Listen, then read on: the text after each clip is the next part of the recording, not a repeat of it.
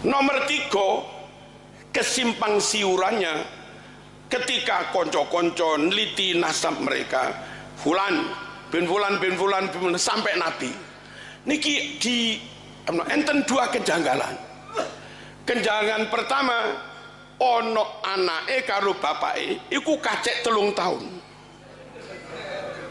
Teng sertifikat nasab mereka itu wis setempel resmi. Anake karo bapake umure kacek 3 tahun. Masuk akal napa kena dipercaya apa orang ini? Kejanggalan kedua, lahir dhisik anake timbang bapake. Ketika dicek di kitab nasab, lus dhewek dikongkon percaya. Kita iki purun percaya pokok ana bukti. Assalamualaikum warahmatullahi wabarakatuh. Al-Fakir Abdul Wafi akan menanggapi video dari Kiai Haji Marzuki barusan, teman-teman. Beliau membuat 2 kebohongan yang nyata. Yang pertama, beliau menyampaikan di depan masyarakat umum, dipublikasikan videonya, bahwa salah satu alasan beliau tidak percaya terhadap Sa'adah Ba'alawi sebagai keturunan Rasulullah SAW adalah karena beliau menemukan manuskrip yang sudah resmi, ya, yang sudah distempel, atau catatan yang sudah distempel, ada jarak antara ayah dengan anak hanya selisih 3 tahun. Itu tolong disebutkan siapa nama ayahnya dan anaknya, Kiai. Jangan hanya ngomong saja tapi referensinya tidak disampaikan. Saya curiga beliau ini membuat-buat suatu perkataan yang sebenarnya nggak ada, begitu loh. Atau bahkan fitnah yang kedua yang lebih parah lagi, beliau mengatakan bahwa ada juga di dalam catatan yang resmi dari kalangan Sa'adah Ba'alawi, anak lebih tua daripada ayahnya. Itu bayangkan. Ini fitnahnya keji sekali. Coba tampilkan referensinya, Kiai. Saya tunggu. Tampilkan referensinya. Jangan hanya keren berbicara di depan masyarakat, tapi antum tidak menampilkan referensi dan catatan yang antum sampaikan. Sehingga kita yang benar-benar mengkaji tentang ittisolu nasabi Ba'alawi terhadap Rasulullah itu ambigu. Kelihatannya ungkapan jenengan itu ambigu, Kiai. Atau hanya ingin menebar fitnah karena ingin mengajak orang-orang tidak percaya kepada nasab Sa'adah Ba'alawi, atau bagaimana? Coba ditampilkan, kita tunggu, Kiai. Klarifikasi dari jenengan dan data yang valid dari jenengan bahwa ada anak yang lebih tua daripada ayahnya, dan itu adalah Sa'adah Ba'alawi, sehingga membuat antum tidak percaya terhadap tersambungnya nasab beliau-beliau kepada Rasulullah. Yang pertama, alasan Anda adalah ada ayah dengan anak selisihnya 3 tahun. Itu juga yang menyebabkan Anda tidak percaya. Kita tunggu referensinya, Kiai. Lek kitab nasab simpang siur, terus sertifikat nasab juga bermasalah ngono kuwi, maka cara menjawabnya tes DNA niku selesai mengki. Sami mawon niki kali banter niki teng rumah sakit bojone nglairne bareng.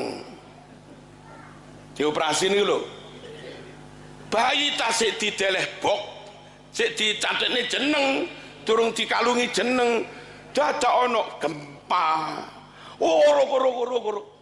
Kira-kira ngenteni ngetik sik apa langsung disaut bayi ini? Ya disaut.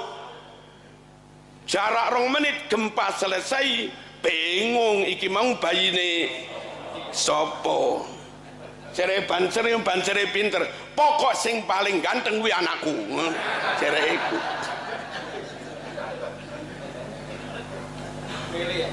Milih. Lek geger bagaimana cara menyelesaikannya? Tes DNA. Zaman modern ini si ana wong nolak tes DNA ya lucu bin ajaib lah.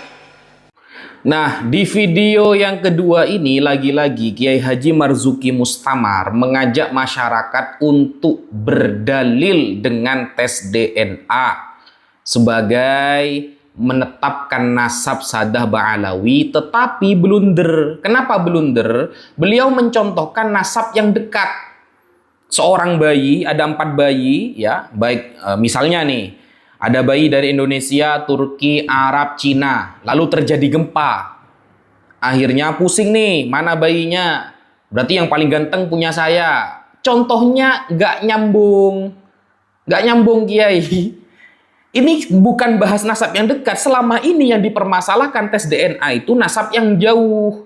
Adakah pendapat profesor doktor ya, yang ahli DNA di barat, yang bisa memberikan dalil bahwa tes DNA sah untuk menetapkan nasab yang jauh? Ada nggak? Kan begitu pertanyaannya. Beda dengan contoh yang bayi kena gempa tadi, Kiai. Ini blunder banget, pengkiasannya jauh sekali gitu loh. Dan hologroup, mau J kek, mau Z kek, itu bisa berubah tergantung dia menetap di mana dan apa yang dia makan. Itu berpengaruh juga nanti. Jadi kalau sekarang J1 Arab, belum tentu 100 tahun lagi J1 tetap Arab, belum tentu. Begitu, karena hologroup ini sering berubah-ubah di setiap puluhan tahunnya, maka ini tidak yadullu ala dhon, tidak mengarah kepada dhon. Dhon itu adalah keyakinan 80% minimalnya kan.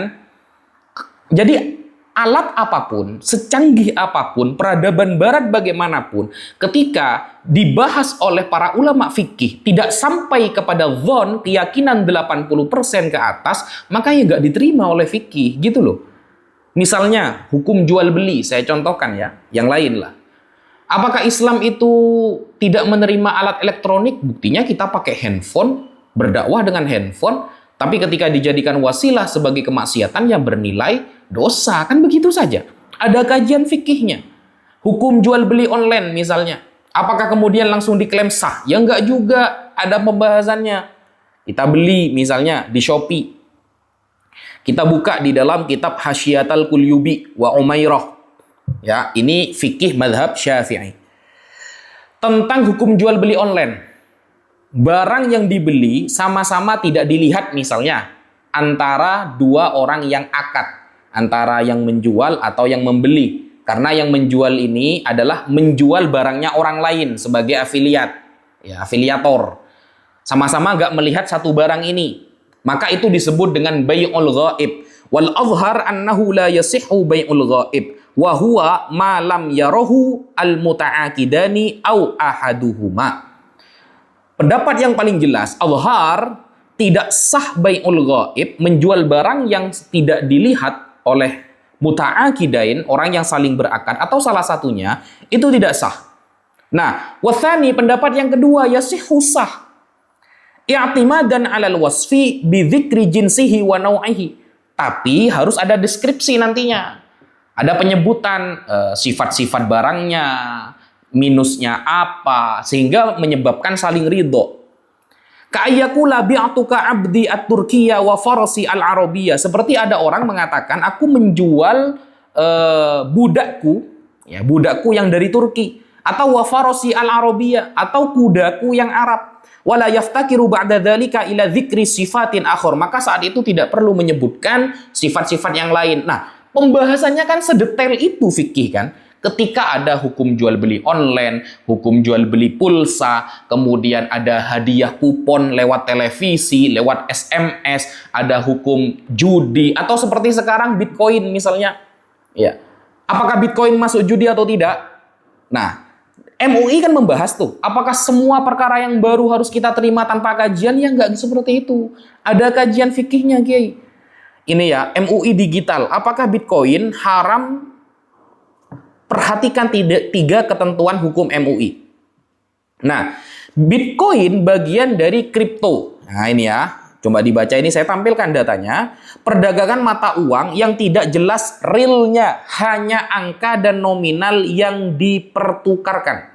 Ijtima ke-7 Ulama Komisi Fatwa Majelis Ulama Indonesia di Jakarta pada tanggal 9 sampai 11 bulan 11 2021 menyepakati 17 poin, bahasan salah satunya adalah hukum kripto, ya. Ketentuan hukum, ya. 1. Penggunaan kripto currency sebagai mata uang hukumnya haram karena mengandung goror, mengandung penipuan, ya. doror, ada yang bahaya di dalamnya, dan bertentangan dengan Undang-Undang Nomor 7 Tahun 2011 dan Peraturan Bank Indonesia Nomor 17 Tahun 2015. Yang kedua, cryptocurrency sebagai komoditi atau aset. Nah, aset digital itu hukumnya tidak sah diperjualbelikan karena mengandung goror, doror, dan kimar. Ya, ada unsur judinya dan tidak memenuhi syarat sil'ah secara syar'i. Nah, yaitu ada wujud fisik, memiliki nilai, diketahui jumlahnya secara pasti, ada hak milik yang pasti, dan bisa diserahkan kepada pembeli secara pasti. Nah, karena semuanya unsurnya tidak pasti, apalagi banyak sekarang orang-orang yang menangis bahkan hampir gila gara-gara ikut Bitcoin hilang uangnya puluhan sampai ratusan juta. Ya, banyak kejadian seperti itu.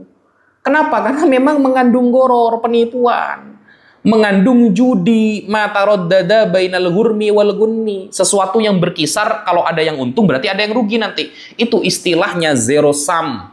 Kalau ada yang untung berarti ada yang rugi. Kalau ada yang rugi, berarti pasti ada yang untung saat itu. Itulah disebut dengan zero sum. Nah, tidak semua hal yang baru di dalam dunia ini, era globalisasi yang ada di dunia ini, langsung Islam terima. Tanpa mengikuti kajian yang komprehensif. Tentunya yang mengkaji adalah ulama-ulama yang mumpuni, bukan sekelas Anda, Kiai. Begitu. Mungkin itu yang bisa saya sampaikan. Sekian, terima kasih.